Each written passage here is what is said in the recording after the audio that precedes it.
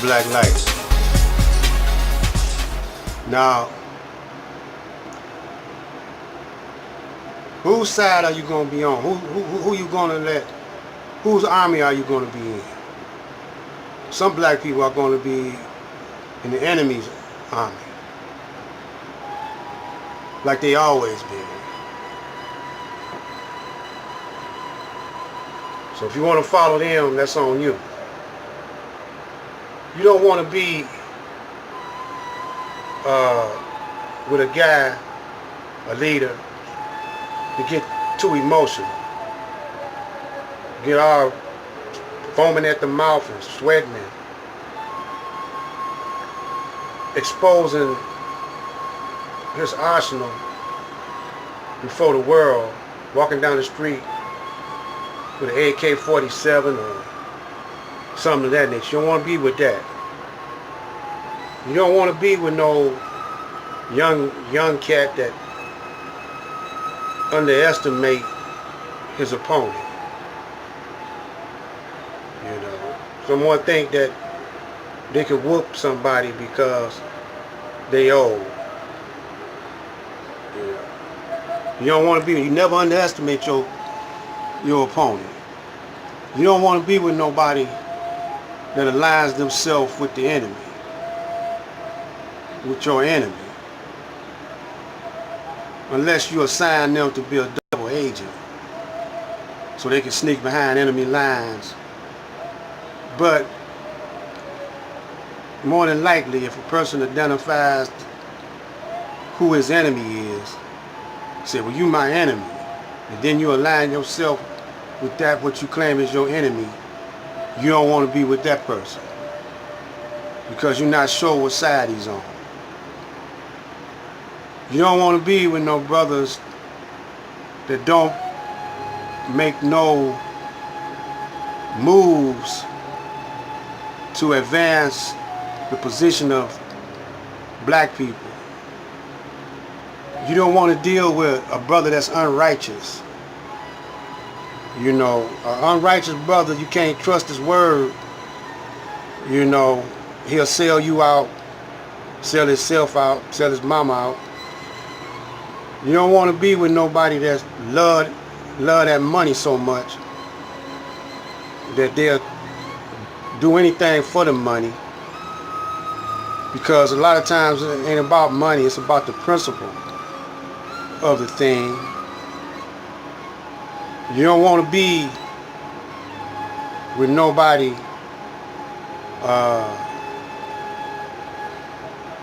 that keeps changing his position. In other words, one minute he announces himself as a Muslim, and then a period of time go by, then he start talking about the Muslims.